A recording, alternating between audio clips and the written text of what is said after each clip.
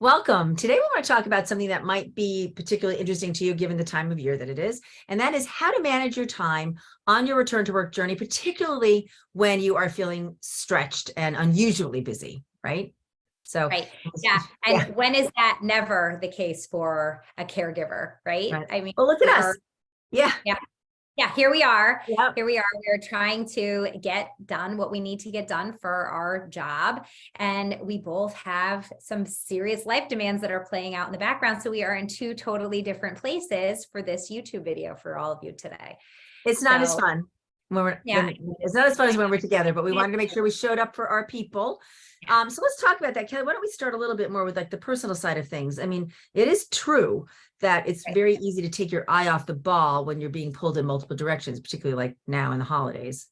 Well, Right. when you have a goal for yourself, like I want to land a job, and this is something that's very important to me, you have to understand that getting a job is a job, that it is something that needs structure put around it. So if you are just like in the few minutes that you have here and the few minutes that you have there and late at night, just dabbling around and trying to fit it into your schedule, that is really not going to work for you. What gets someone success, what gets them to that finish line is that consistency, the foundation of consistency that you build into the job search. And when you are a busy person, you have to schedule the time in. So it's actually consciously looking at your calendar and saying, okay, I am blocking off this chunk of time and I am going to do X, Y, and Z during this period of time. That's something that's really important to me that I get done this week. You can set that daily structured goal of what it is you want to accomplish, but then you can set a longer goal. So by the end of 2022, I want to have, grown my network on LinkedIn to X amount of people. So that means that your target for the month is going to be LinkedIn, and you are going to be on there with consistency, connecting with people, trying to build connections, going and checking out, how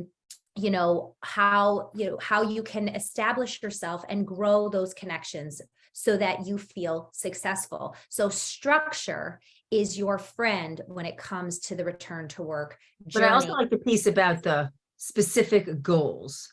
Yeah. So we can be structured to say, I'm going to work at this time, but you could get in your office space or your kitchen table, wherever it is, and be shopping online or something. I pulled this out while you were talking because, I mean, we find, even though we both use electronic calendars, there's something nice about having a paper calendar where you're not just putting in the date and the time, but you're writing in some specific goals. So we're big believers in that part of the structure too, for sure. Yes. And so once you have that structure and you're looking at those goals, those targets, it's really important to know, and Suze, I want you to talk about this, where should you invest your time so the time that you are spending is worth the time that you're putting in?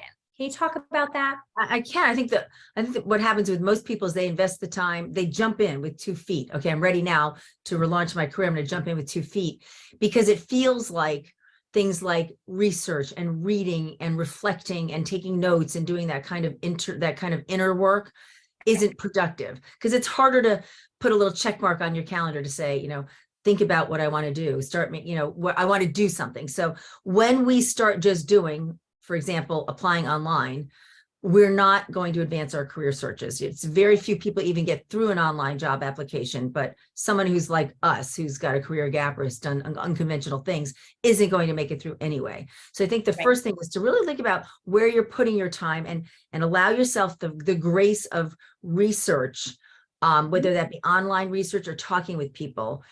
Students can go back, or viewers can go back and find our Explore and Assess video where we really talk about that process, because what's that, there's an old adage, I'm drawing a blank on it, but it's about, doing things properly, laying the groundwork, so that whatever you build is going to stick.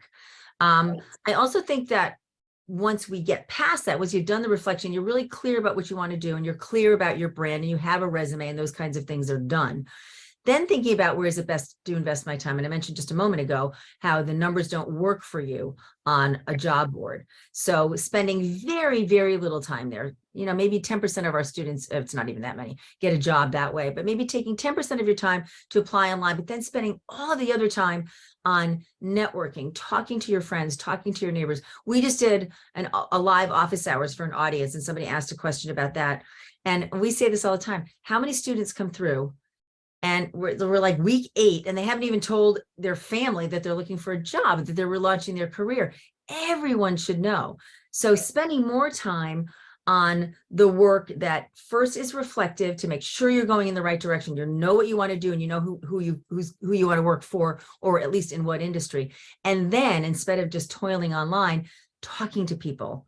And that's where you can set some good targets. I want to talk to, as you said earlier, I want to connect with 20 people. I want to talk to 2 and hold yourself accountable. And Susan, what better time than a busy season of your life, Absolutely. no matter what time of year that is, to network with people, because you are seeing more people. So getting to know what people are doing and having a really good conversation with them about how they might support and help you to the next step in your. Another point on that, though, is that the times of year when we are most busy, which would be the holidays, the Christmas holidays, and the summer, and that May time period where there's graduations and weddings and first communions and bar mitzvahs and all that, they're the times that most people aren't looking for a job. So if you can, you can set yourself apart by just keeping yourself disciplined through those busy times and have less competition, because everybody else is kind of taking their foot off the gas. Right. And then the last place that you can use to support you in your return to work during a busy season of your life, have a really good tribe around you.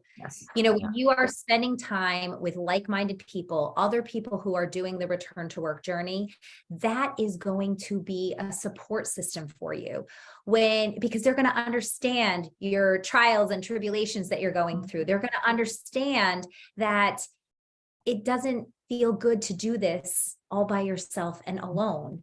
It feels good to do it with other people. And it also can be in who you are, like outside of other people who are doing the return to work. It can be the people that you are inviting in your life around you to support you, like a mentor or allies that you have in your life, or people who are really good connectors, people who are currently employed, and they are really good people to have in your tribe and connect with, because these are all the supports that you need in order to be able to make a really successful return to work. Suze, do you want to add anything to that? I do. One thing, because I think the tribe is so important. One of the other things that they can do, either that ally or mentor, is keep you accountable. So now you set these targets of this many calls or this many connections, or even it's just a deadline. A target can be a deadline. By this date, I'm going to have a clear identified goal for work, and I'm going to have my resume started, or whatever it is. Those people in that tribe can hold you accountable. You can ask them, I want you to check in with me every Friday to make sure that I'm doing this, because like it or not, we respect deadlines. We respect our supervisors telling us we have to get something done. And sometimes you just need that little extra push to get you through, right? So there you have it. That's our YouTube for this week, and how you can do your return to work and stay motivated in your return to work during a busy season of your life. If you liked what you heard today, you can hit that like and subscribe button. You can also find more about PTLU at our website, which is www.preparetolaunchu.com. Thanks.